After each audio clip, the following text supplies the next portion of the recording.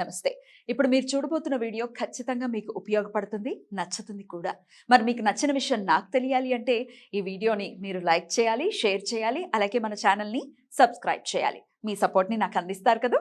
Okay, ఇప్పుడు వీడియోని start చేద్దాం. నమస్తే, వెల్కమ్ టు అవర్ ఛానల్. నేను పద్మిని. ప్రస్తుతంతో పాటు ప్రముఖ ఆధ్యాత్మికవేత్త, వాస్తు జ్యోతిష పండితులు ఫణి భాస్కర శర్మ గారు మనతో పాటు ఉన్నారు. మాట్లాడదాం. నమస్కారం అండి. నమస్కారం. ఫణి గారు, ఏ టాపిక్ అయినా మీరు చాలా అద్భుతంగా చెప్తారు. అదేదో ఫ్లుక్ లో వర్కౌట్ అయినట్టు కాదు. దాన్ని చక్కగా ఒక అంటే పరంపరతో చెప్తారు అని అంటారు కదా, అలాగా మీరు మంత్రంతో చాలా బ్యూటిఫుల్ గా, లేకపోతే శ్లోకంతో దాన్ని అనువయించి చాలా బ్యూటిఫుల్ గా ఎక్స్ప్లెయిన్ చేస్తుంటారని. అందుకే ఎప్పటికప్పుడు మీరు ఇక్కడికి వచ్చినప్పుడు మీ సమయాన్ని అడగడానికి గల కారణం కూడా అదే. రైట్. మీరు ఎన్నో శాస్త్రాలు నేర్చుకుని ఉన్నారు, ఎన్నో సబ్జెక్ట్స్ మీద మీకు ఖచ్చితంగా అవగాహన ఉంది. అందులో హస్త సాముద్రికం చాలా చాలా ఇంట్రెస్టింగ్ సబ్జెక్ట్. మీకు కూడానా? అవునండి, ఎవరికైనా కదా. చాలా చాలా ఇంట్రెస్టింగ్ గా అనిపిస్తూ ఉంటుంది. హస్త సాముద్రికం ఎంత యాక్యురేట్ గా రిజల్ట్స్ చెప్తుందండి? హస్త సాముద్రికం, దాని హస్త సాముద్రికం అదొక విభాగం మాత్రమే. అంగ సాముద్రికం ఒకటి ఉంటుంది. అందులో స్త్రీలకి వేరు, పురుషులకి వేరు. సాముద్రిక సారం అనేటువంటి గ్రంథాన్ని చదివినప్పుడు మీకు అంతెందుకు, రామాయణంలో కూడా ఈ సాముద్రిక సారం ఎక్కువ మహర్షులు చెప్తూ ఉంటారు. సీతాదేవి ఒకానొక సందర్భంలో ఆమె జడ ఎంత పొడుగ్గా ఉండేదంటే ఇక విరక్తి చెంది ఆ చెట్టు కొమ్మకి ఆ జడ కట్టి ఇక తనువు చాలిద్దామని అనుకుంది. అప్పుడు ఆమెకి ఎడమ భుజం అదురుతుంది. ఇప్పుడు సాముద్రికలోని ఇవన్నీ వస్తాయి. కుడి కన్ను అదిరినప్పుడు, ఎడమ కన్ను అదిరినప్పుడు, కుడి భుజం అదిరినప్పుడు, కుడి తొడ అదిరినప్పుడు, ఈ ఫలితాలన్నీ సాముద్రికంలోనే చెప్తారు. అప్పుడు సీతాదేవి ఏమనుకుంటుంది, ఓ ఎడమ భుజం అదిరింది అంటే నాకేదో మంచి జరుగుతోంది, మంచి జరగబోతోంది. దీనికన్నా ముందు అసలు ఏం జరుగుతుంది అంటే ఆ రావణాసురుడు చూపిస్తాడు, ఇదిగో రామలక్ష్మణులు ఇద్దరు కూడా మరణించారు, వాళ్ళ శరీరాన్ని వదిలిపెట్టేశారు, ఇదంతా కల్పితం. అప్పుడు కూడా కొన్ని మాటలు మహర్షి రాస్తారు. సీతాదేవి ఏం చూసుకుంటుంది అంటే చాలా ఇంకా రాముడు లేడు, లక్ష్మణుడు లేడు అంటే ఇంకా అసలు తీవ్రమైన శోకం కదా. ఆ శోకంలో ఇంకా ఏం చేస్తుంది ఈమెకు తెలియక, అప్పుడు ఈ ధాన్యమాలిని అనేటువంటి ఆవిడ చెప్తుంది, అమ్మ ఇదంతా మాయా, నువ్వు నమ్మకు, ఒకసారి నువ్వు కూడా ఆలోచించుకో అని చెప్తుంది. చెప్పినప్పుడు సీతాదేవి ఆలోచించుకుంటుంది, నా సాముద్రికంలో ఎక్కడా నాకు వైధవ్య యోగం లేదు కదా. నా ఆవిడికి సాముద్రిక ఆవిడికి తెలుసు కదా, ఆవిడికి చాలా రకాలైన శాస్త్రాల మీద, ఇవన్నీ కూడా రామాయణంలో మీరు చదవచ్చు. ఇవన్నీ ఎక్కడ కనబడతాయి? సుందరాకాండలో కనబడతాయి ఖచ్చితంగా. మీరు ఇప్పుడు గోరఖ్పూర్ వాళ్ళు బుక్ తీసుకున్న ఏ పుస్తకంలో అయినా ఈ మాటలు ఖచ్చితంగా కనబడతాయి. నా సాముద్రికంలో వైధవ్యాన్ని సూచించేటువంటి చిహ్నాలు ఏమీ లేవు, అయితే ఇది ఆమె చెప్పినట్టు మాయే అని అనుకుంటుంది. అనుకుని అప్పుడు ఈ ఎడమ భుజం అదిరిన తర్వాత ఆమె మానేస్తుంది. ఆ తర్వాత ఆంజనేయ స్వామి వెళతారు ఆమె దగ్గరికి. వెళ్ళినప్పుడు కూడా ఆమె నమ్మదు. నువ్వు చూస్తే ఉన్నావు, నువ్వు రాక్షసుడివి కాదు అనడానికి ఆధారం ఏంటి? నువ్వు రాముడి దగ్గర నుండి వచ్చానన్నావు కాబట్టి రాముడి గురించి చెప్పమని అడిగినప్పుడు కొన్ని శ్లోకాల వర్ణన ఉంటుంది రాముడి గురించి, అది చదివితే చాలండి. ఆ రాముడికి ఉన్నటువంటి సాముద్రికాన్ని చెప్తాడు ఆయన. రాముడి పొట్ట దగ్గర ఇన్ని మడతలు పడతాయి, ఛాతి ఇలా ఉంటుంది, బాహువులు ఇలా ఉంటాయి. సాముద్రికం ఏ విధంగా సలక్షణాలని సూచించిందో ఆ లక్షణాలన్నీ రాముడి దగ్గర ఉన్నాయి. మరి అక్కడ కూడా సాముద్రికం కనబడింది కదా. మన జీవితంలో ఏమైపోయామంటే సాముద్రిక సారాన్ని కేవలం చేతికి మాత్రమే అన్వయం చేస్తున్నాం. ఏ అంగాలను చూస్తారు? అన్ని అంగాలు చూస్తారు. ఈ మధ్య కాలంలో అంటే వర్ణించేటప్పుడు స్త్రీలను కానీ పురుషులను కానీ ప్రతి ఒక్క అంగాన్ని బట్టి వర్ణన చేశారు. పుస్తకాల్లో అన్నీ కనబడతాయి. మనం కొన్ని చెప్పగలం, కొన్ని చెప్పలేం.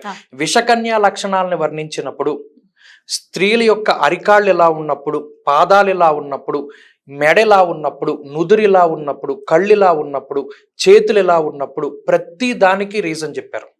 అంగ సాముద్రికంలో కనబడుతుంది.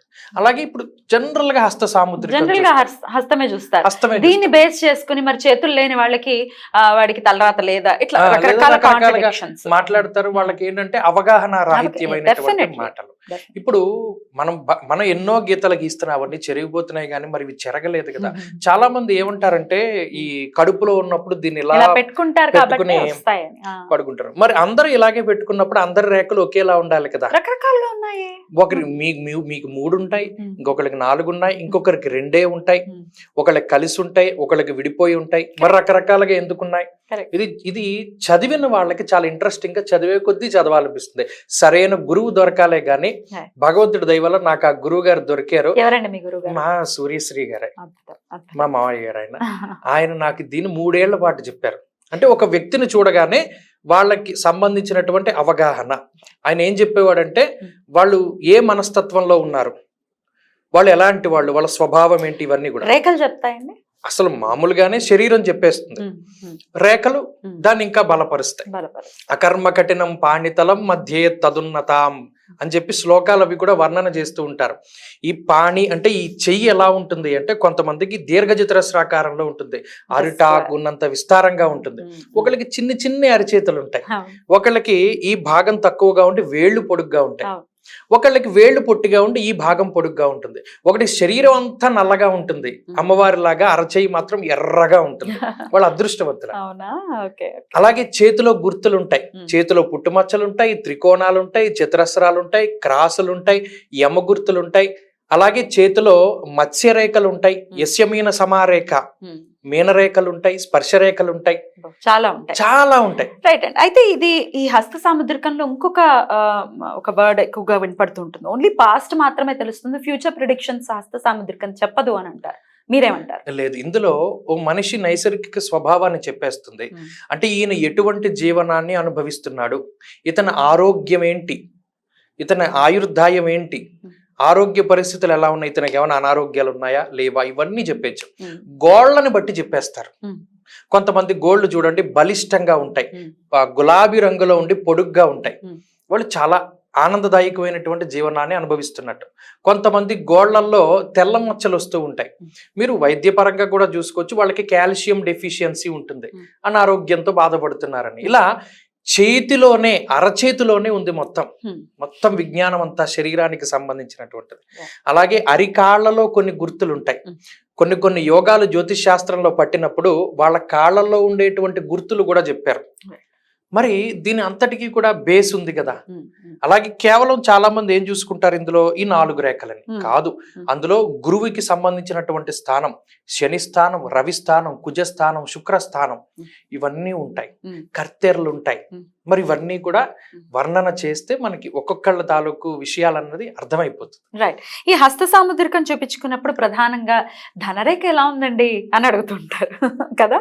ధనరేఖని ఎలా చూస్తారు, ధనరేఖ ఏం చెప్తుంది అసలు? చాలా మందికి ఈ మధ్య కాలంలో ఏమైందంటే ఇవి యూట్యూబ్ వచ్చిన తర్వాతే కదా ఇది అదృష్ట రేఖని, ధనరేఖని వాటి పేర్లు పెడుతున్నారు. కానీ సరే, ఈ చేతిలో వాళ్ళకి ఎంతవరకు అదృష్టం ఉందని తెలుస్తుంది. అదృష్టాన్నే అటు ఫెయిత్, ఈ దీని పేరేంటి మీరు అన్నట్టు ధనరేఖ అని కూడా అంటున్నారు. మరి కొంతమందికి ధనరేఖ ఉండదే, అపరకు బేర్లు ఉంటారు వాళ్ళు. మీరు కొంతమంది అంటే నాకేంటంటే ఫస్ట్ నుండి మన ప్రధానమంత్రి నరేంద్ర మోడీ గారు చేయి చూస్తే మరి ఆయన చేతిలో ధనరేఖ ఉండదా? చూడండి, చంద్రవంక అలా ఉంటుంది. శుక్రుడి యొక్క మౌంట్ అంటారు దీన్ని. శుక్రుడి మౌంట్ మీద ఎలా ఉంటుంది అర్ధచంద్రాకారంలో. ఆయనకి ధనరేఖ లేదంటే ఆయన దగ్గర డబ్బు లేదన్నా కాదు. అలాగే సినిమా స్టార్ పవన్ కళ్యాణ్ గారి చేయి చూస్తే ఆయన చేతిలో 4 రేఖలు చాలా స్పష్టంగా కనబడతాయి. అది ఒక దాన్ని సూచిస్తుంది. మరి వాళ్ళ అన్నయ్య గారు చిరంజీవి గారి చేయి చూసినప్పుడు ఒకటే రేఖ ఉంటుంది, శుక్రుడి యొక్క స్థానం మించిపోతుంది అది. ఇలా ఏంటి అంటే ఇవన్నీ కూడా మనం వాళ్ళవి చూసింది కాదు, జనరల్ గా కనబడినప్పుడు. ఎందుకంటే నాకున్న ఈ దీని వల్ల ఏంటంటే దీన్ని పిచ్చి అనుకోండి, ఏదైనా ఏ వ్యక్తి కనబడినా వాడు చేయి చూస్తూ ఉంటారు, అది ఆటోమేటిక్ గా వెళ్ళిపోతుంది. అందువల్ల అవగాహన కోసం వచ్చేస్తారు. అలా ఒక్కొక్క ఇవన్నీ ఏంటి అంటే మరి ఆ శక్తి మరి అందులో ఋషులు ఎలా పెట్టారో తెలియదు, కేవలం మనం చదువుకున్నాం అంతే. ఆ విద్యే ఇదంతాను. అద్భుతం అండి, అద్భుతం. చాలా చాలా మీ గురువు ప్రకాశిస్తున్నారు మీ మాటల్లో. చాలా అద్భుతమైనటువంటి విషయాలు చెప్పారు. థ్యాంక్ యూ సో మచ్ అండి. నమస్తే.